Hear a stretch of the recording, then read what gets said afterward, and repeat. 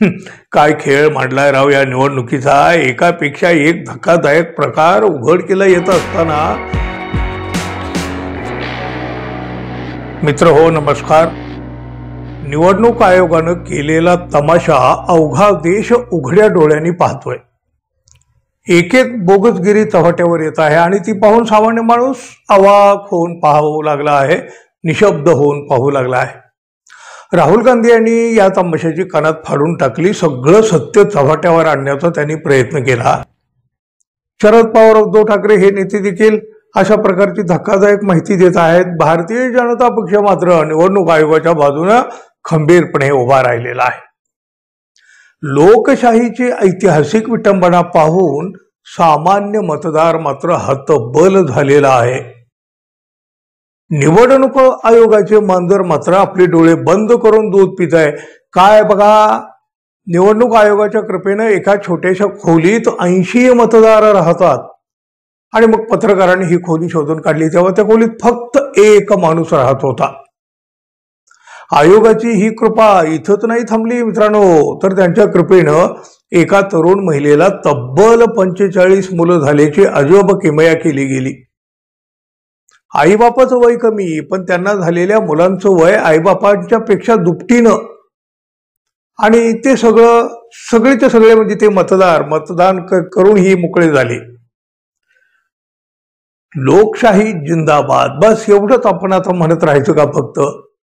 निवडणुकीतील ही सगळी जादू आता महाराष्ट्रात सुद्धा दिसून आली मित्रांनो। चंद्रपूर जिल्ह्यामधल्या घोगूस गावात तिथं एका छोट्याशा घरामध्ये तब्बल 119 मतदार राहत असल्याचं उघड झालं।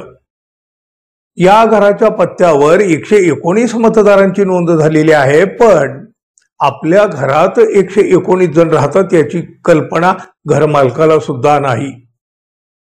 या गावातील 350 क्रमांकाचं हे घर निवडणूक आयोगाने इथं 119 मतदार राहत असल्याचं दाखवलंय। प्रत्यक्षामध्ये या घरात फक्त इथं दोघंच राहतात। काँग्रेसनं हा बोगसगिरीचा प्रकार उघडकीला आणला आणि त्यानंतर पुन्हा एकदा मोठी खळबळ उडाली।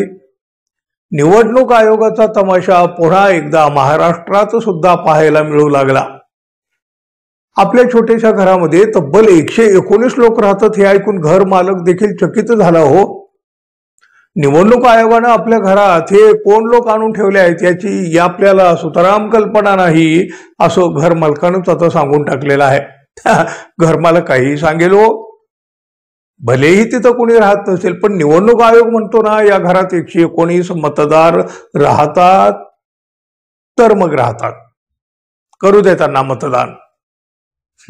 काय खेळ मांडलाय राव या निवडणुकीचा। एकापेक्षा एक धक्कादायक प्रकार उघडकीला येत असताना निवडणूक आयोग मात्र कान बंद डोळे बंद। तुम्ही सांगा मित्रांनो, आता लोकशाही सापडेल तरी कुठं? लोकांनी दिलेला लोकांचा प्रतिनिधी भेटेल तरी कुठं? सापडलं उत्तर तर जरूर कळवा मित्रांनो।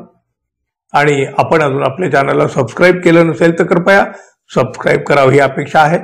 धन्यवाद, पुन्हा भेटू, तोपर्यंत नमस्कार।